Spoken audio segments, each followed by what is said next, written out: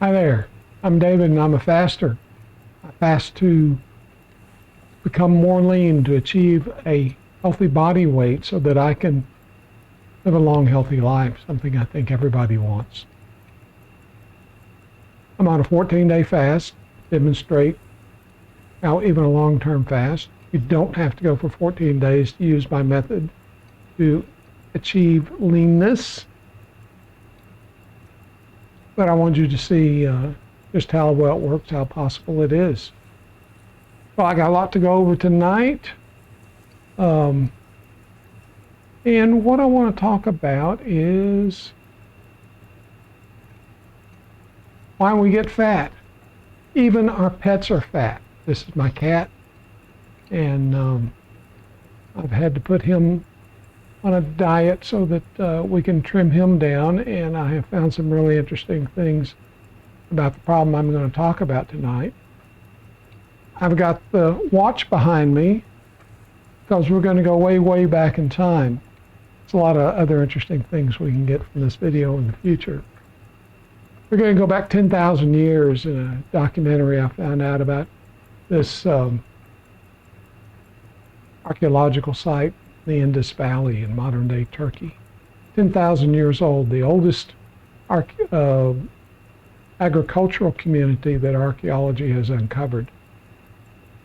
People lived there for 1,000 years. They built one house on top of another, so they can go down through the layers. They're a very long history.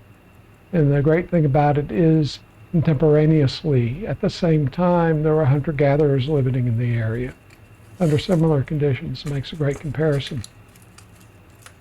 So these people buried their dead in the floor of their houses, so access to this long history of bones. And in the documentary, the archaeologist Brianna Hassett, who has a book called Built on Bones, talks about this. And she doesn't draw the inferences from it that I do, because there are a lot of differences between living in a small group and a larger community with infectious disease, sanitation, and whatnot. But the thing that really struck me that she pointed out, they have samples of their food. They got corn and grain that they ate, or not corn, wheat and grain they ate, goats and sheep, and they have the evidence in their bones. At one point, she's holding this 10,000-year-old human skull with a molar, with a giant hole in it, giant cavity. You got to imagine that was pretty painful. And there's no evidence of cavities in hunter-gatherers. You kind of think it's got to be the starch in that wheat that they were eating causing tooth decay. You know, we got to brush our teeth because of that. And then from their bones, you can see that they were 5 inches shorter than the hunter-gatherers living in the same area at the time. And they had a shorter lifespan. And there's evidence of arthritis and autoimmune disease. Well, it turns out that the grain that these people were eating, it has a high omega-6, omega-3 ratio. Eating a high ratio of omega-6 to omega-3 is known to cause a lot of problems, among them autoimmune diseases like arthritis or psoriasis, inflammatory bowel disease. Go look on the internet for all the things associated. Now, a lot of the things that are associated are identical to metabolic syndrome. Boom. And of course, the wheat is much higher in starch, which is rapidly broken down by the body into sugar. At the time I watched the video, I was real big on the sugar being the cause of our problem. And a lot of refined sugar is not good for you, particularly if you have insulin resistance and you're diabetic. So two work together, I believe, to cause this tremendous problem we have. Now we move forward in time to 6,000 years ago. There's the Iceman, I believe he is called, found a mummified man from 6,000 years ago on the peak of the Alps between Switzerland and France. And they've gained a lot of information from him. They found wheat in his pocket and in his belly. And they also found plaques in his arteries. I thought, well, okay, maybe a little bit of plaque in our arteries is normal, unavoidable. And may still be. None of these, people are pattern matching machines. We put things together. So what I've put together, these coincidences, aren't proof, but they're certainly a place to start some scientific research. But one of the things of an imbalance in omega-6, omega-3s is coronary artery disease. So maybe it wasn't normal if he had been eating the food that we evolved with, which is what the hunter-gatherers eat. For a million years we ate what they ate. That's what our bodies are fine-tuned for. And agriculture has given us a lot of great strides. The big advantage of it, that's why we're all agricultural now. There's many advantages, but one of them is that the women in the agricultural community were able to have children every 2 years. Hunter-gatherers, they had children every 4 years, because you can imagine what it's like to carry around a baby and have a 2-year-old with you. That just doesn't work. So they outpopulated. The grains can be stored for a long period of time to get you through periods of famine. It enables a large number of people to live. There would be way, way, way fewer of us. We're still hunter-gatherers. And over time, it has allowed us, with mechanization and industrialization, there's very few people now, relatively speaking, provide us with all our food. The rest of us have time to go off and specialize in other areas and do things like provide this technology that we're using right here to communicate with each other.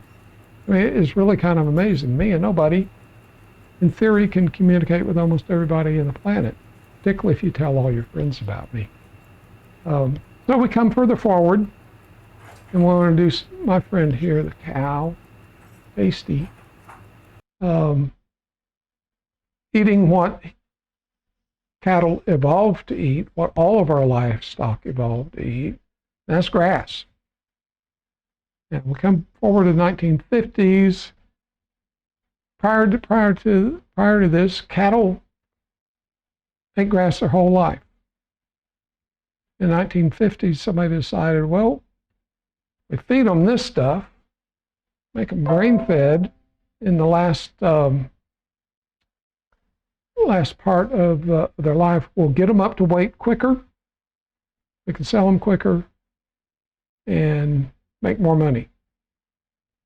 Well, the problem is, of course, don't you think if corn and soy make a cow fat, they might not make us fat? Not proof, but it's a good thing to look at, and I think it does. Corn, soy, and all the other stuff they feed our livestock, very high in omega-6s. Now, cattle, the grain-fed beef is not that high. From what I can find, it's up around 5-1, 6-3. We evolved, best estimate is 1-1. And we look at modern traditional cultures, they range, the ones that avoid metabolic syndrome of our Western diet have much longer lifespans, between 4-1 and 1-4. 4-1 is the Mediterranean diet. Up above 1-1 is a modern Japanese diet. Below 1-1 is a traditional Japanese diet. Of course, they eat a lot of fish. And then at 1-4 is the Greenland Inuit, which involves a lot of fish and sea mammals. So seafood is a great source for us of omega-6s. why there's a recommendation to eat fish, particularly cold water fish like salmon and cod, for 2 or 3 times a week. And that helps us get our omega-6, omega-3 ratio in balance. And there is a blood test you can get. I'll give you a link to it eventually. I took it and I need some improving. Of course, I haven't been on this, haven't had this knowledge but about 6 months, and I've been fasting quite a bit since then. So I'm working hard on that, working on my recipes, cleaning up my act. I'm going to stick to an omega-6, omega-3 balanced diet from now on, unless I can find out that my insulin, since I'm a type 2 diabetic that applies insulin resistance, that hasn't corrected itself, then I'll have to stick to a low-carb diet, which I love. It's not such a big deal. Now this guy, I decided to help him out for both my cats. Now, he eats canned cat food, but he's allergic to seafood. So it dawned on me that he may be not getting enough omega-3s. So I began supplementing his food with fish oil. And over a couple of months, I've noticed he seems to be less hungry. Typically after his meal, I have 2 cats that get fed separately because he gets less food. And he would run to his brother's bowl and polish it. He'd lick up any crumbs and any juices left in it. He's sitting right here.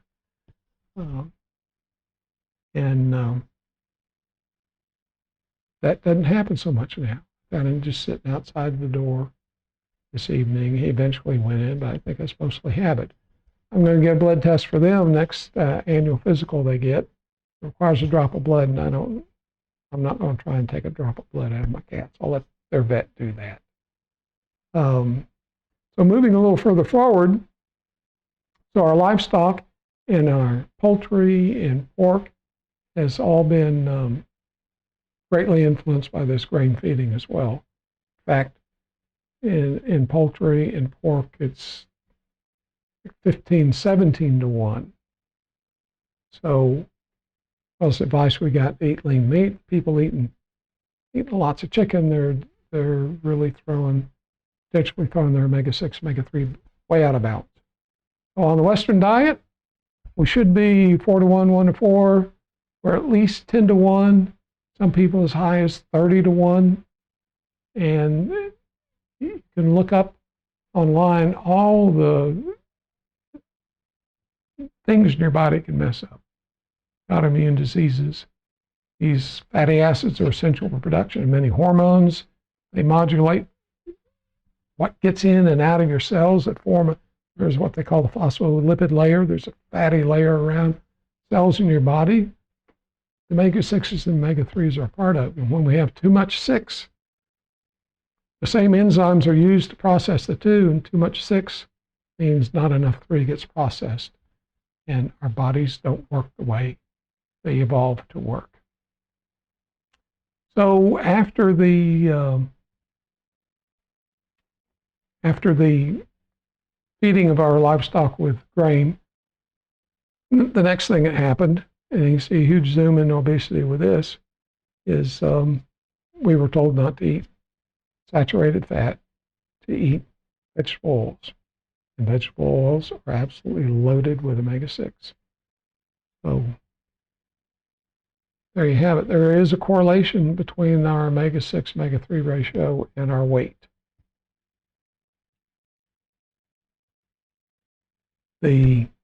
What's the last thing I was going to tell you? I'll think of it in a minute. Let's get to the numbers. Here's my numbers from yesterday. So we are, day 11, only 3 days to go. So, I got 0.8 pounds of leanness increase yesterday. I would have liked to see 1, but if I look at the calories for yesterday, calories burned estimated by Fitbit, it gives me a 0.8 pound loss. So, that's perfect. No difference in the water. Blood glucose is back up. No worries there. Blood ketones are the highest they've been this month. That's all looking good. Still at the highest therapeutic weight. And I forgot to write down my tape measure right here. 35 3/4. Another quarter pound down. That in right now. 5.75. There it is. It's official. Well, that's the numbers for tonight. Sure, and press subscribe and like, and YouTube will notify you when I put a new video up. Put a new video up every day. So thanks for coming. Sorry it went a little long. Hope to see you tomorrow. You see me. And until then, enjoy the rest of your day.